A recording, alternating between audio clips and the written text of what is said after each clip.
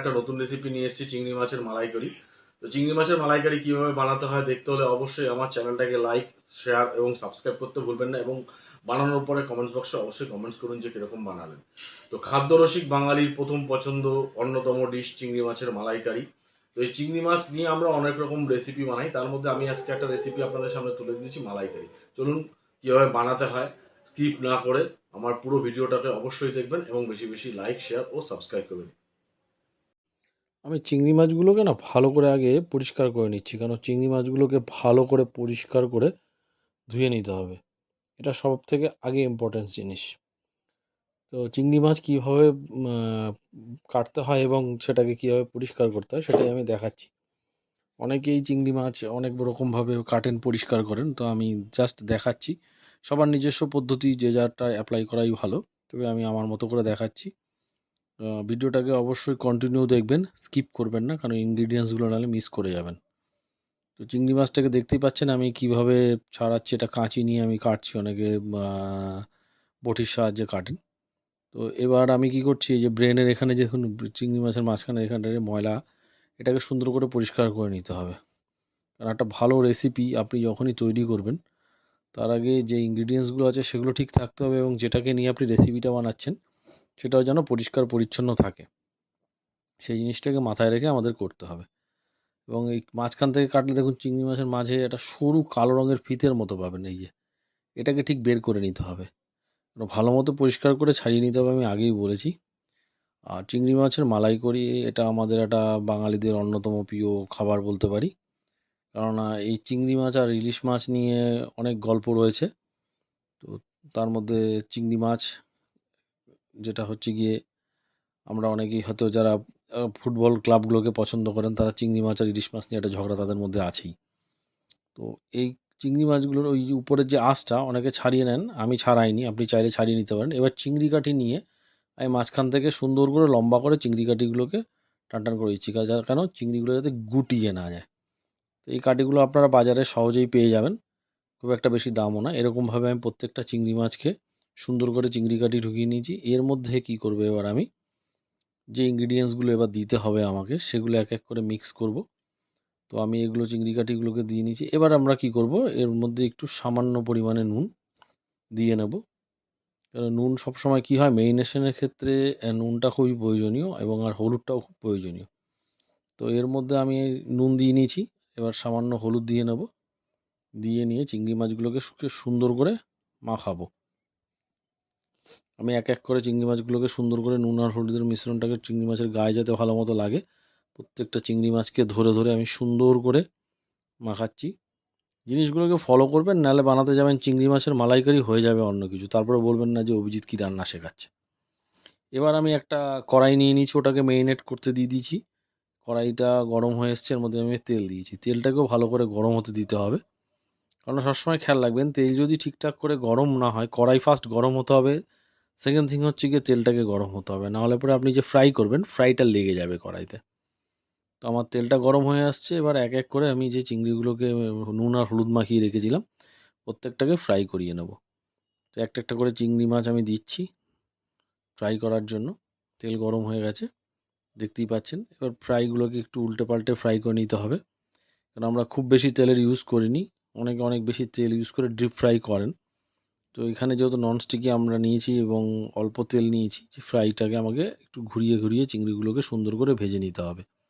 এটা মাথায় রাখতে হবে যে ফ্রাইটাকে খুব সুন্দর করে করতে হবে, এবং ধরে ধরে যত্ন সহকারে। দেখতেই পাচ্ছেন চারদিক থেকে চিংড়ি মাছের একটা জিনিস হয়, চিংড়ি মাছের থেকে না একটু ঘি ছাড়ে, ঘিলুর মধ্যে যেগুলো থাকে না, এগুলো একটু যখনই আপনি তেলে ভাজবেন দেখবেন সেগুলো ছাড়তে থাকে। তো চিংড়িগুলো মোটামুটি ফ্রাই হয়ে গেছে। আমি যদি চিংড়ি কাঠিটা না লাগাতাম দেখতেন এই চিংড়িগুলো না বেঁকে গোল হয়ে যেত।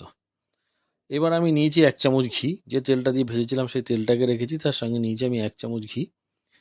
আমি ঘিটা অপশনাল, আপনি দিলে দিতেও পারেন, না দিলে না দিতে পারেন, এটা কোনো কম্পালসারি নেই, কিন্তু ঘিটা দিলে একটা ফ্লেভার, একটা টেস্ট আলাদা আসে একটু। আর যেহেতু চিংড়ি মাছের মালাইকারি বানাচ্ছি, একটু বাদশাহী টাইপের খাবার, তো সেই ক্ষেত্রে তা একটু ইউজ করাই ভালো। আমি নিয়ে নিয়েছি ফোড়নের জন্য 3-4টে শুকনো লঙ্কা, একটু হালকা ফ্রাই করে নেব, খুব বেশি না, যাতে পুড়ে না যায় খেয়াল রাখতে হবে। আর নেব কি হচ্ছে, আমি গোটা গরম মশলা কিছুটা ইউজ করব। এটা ফোড়নের জন্য ইউজ করছি। আমি নিয়ে নিচ্ছি তেজপাতা, 3-4টে পাতা তেজপাতার, আর ইউজ করব কি হচ্ছে আপনার এলাচ, লবঙ্গ, এগুলো ইউজ করব। দারচিনি ফোড়নের জন্য আমি তেজপাতাটাকে একটুখানি ফ্রাই করে নিয়েছি ভালো করে। এবার এই যে যেটা বলছিলাম, এলাচ, দারচিনি, লবঙ্গকে আমি হালকা একটু ফ্রাই করে নেবো, ফোড়ন দিলাম। যেটা হচ্ছে গিয়ে দেখুন, রান্না একটা আর্ট, আর এটাকে খুব ভালোবেসে করতে হবে। আমি পেঁয়াজ নিয়ে নিয়েছি, আমি ওখানে প্রায় 1 কিলোর মতো চিংড়ি নিয়েছি, তার জন্য আমি পেঁয়াজ নিয়েছি 500-র মতো। কারণ হচ্ছে কি, একটা জিনিস খেয়াল রাখবেন যে পেঁয়াজটাকে দিয়ে আমার গ্রেভি বানাতে হবে, তাই পেঁয়াজটা একটু বেশিই প্রয়োজন।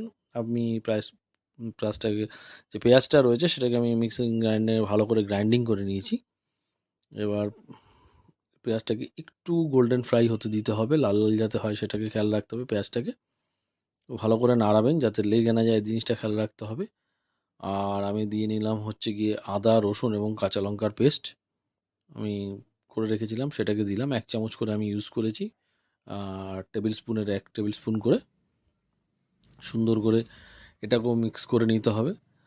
মাথায় রাখবেন যে সমস্ত কিছুটাই না আপনার ইনগ্রিডিয়েন্টসটার আর মশলাটা কীভাবে কষাচ্ছেন তার উপর ডিপেন্ডেবল।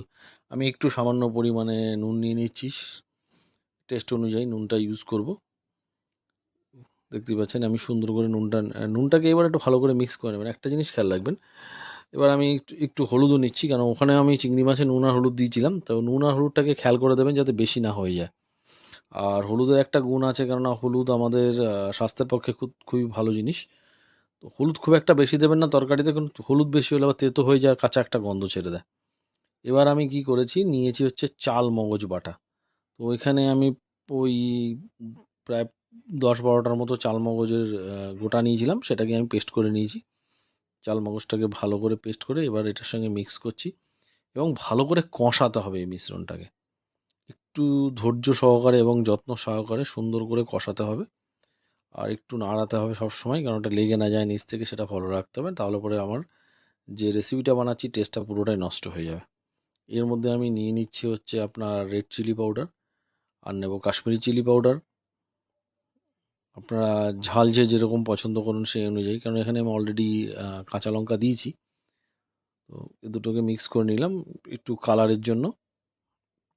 এই মিশ্রণটাকে সুন্দর করে মিক্স করব। দেখতেই পাচ্ছেন আমি যে মিক্সটাকে কোনো মতেই যাতে নিচে না লেগে যায় সেদিকটা নজর রেখেছি। পেঁয়াজটাকেও ভালো করে যাতে, দেখুন সবথেকে বড় হচ্ছে মশলাটাকে কষাতে হবে, যে ইনগ্রিডিয়েন্টসগুলো আপনি ইউজ করেছেন সেগুলোর যেন নিজস্ব কোনো যে ফ্লেভার থাকে সেই ফ্লেভারটা যেন না পাওয়া যায়। আমি নিয়ে নিয়েছি জিরের গুঁড়ো 1 টেবিল স্পুন। কারণ আমি যেটা বলছিলাম ফ্লেভারের কথা, যে প্রত্যেকটা জিনিস তার নিজস্ব ফ্লেভার থাকবে না, সেটা মিক্স হয়ে গিয়ে একটা আলাদা ফ্লেভার, যেই ফ্লেভারটা আপনি চাইছেন সেটা যেন তৈরি হয়। আমি এখানে একটু চিনি নিয়ে নিয়েছি। চিনি দুটো কাজ করে, এক হচ্ছে কালার বানাতে সাহায্য করে, দ্বিতীয় কথা হচ্ছে হালকা যে পানসা ভাবটা থাকে সেটা চিনি ব্যালেন্স করে। এবার নিয়ে নিয়েছি আপনার হচ্ছে কোকো মিল্ক, মানে নারকেলের দুধ, এটাকে আমি নিয়েছি। তো আমি সুন্দর করে এটা মিক্স করছি। মোটামুটি এটাকে ভালো করে, আরও ভালো করে কষাতে হবে। মেন যেটা রয়েছে চিংড়ি মাছের মালাইকারি, তাতে কোনো রকেট সায়েন্স নেই, কিন্তু রয়েছে যেটা, সেটা হচ্ছে টোটালটাই মশলাটার উপর ডিপেন্ডেবল। এবার আমি কষিয়ে গেছে ভালো করে, আমি একটু জলও ইউজ করেছি ওর মধ্যে। এবার চিংড়িগুলোকে এর মধ্যে আমি দিয়ে দিচ্ছি একটা একটা করে, এবং দিয়ে আমাকে এটাকে মিনিমাম আপনার 10 মিনিটের মতো একটু ভালো করে মিডিয়াম ফ্লেমে এটাকে আমার একটু ফুটতে দিতে হবে। সবসময় একটা জিনিস মাথায় রাখবেন যে ইন্ডিয়ান রেসিপি মানে হচ্ছে তাকে মিডিয়াম ফ্লেভারে একটু কুক, কেন চাইনিজ হলে হাই ফ্লেভার দিতে হয়। আর আমি এর মধ্যে ইউজ করেছি আপনার হচ্ছে গিয়ে গরম মশলা, আপনারা চাইলে দিতেও পারেন, নাও দিতে পারেন। আমি এখানে গরম মশলা হালকা পরিমাণে একটু ইউজ করেছি, এবং চিংড়ি মাছগুলো যাতে ভালো করে ডিপ হয় সেটাও নজর রাখছি, কারণ তাহলে মশলাটা ভালো করে ঢুকবে এবং খেতে ভালো টেস্ট হবে। এটাকে আমি বললামই যে মিনিমাম 10 থেকে 15 মিনিট এটাকে ভালো করে আমাকে ফুটতে দিতে হবে। তো আমার মালাইকারি রেডি। তো আমি একটা প্লেট নিয়ে নিয়েছি, তার মধ্যে আমি সার্ভ করছি।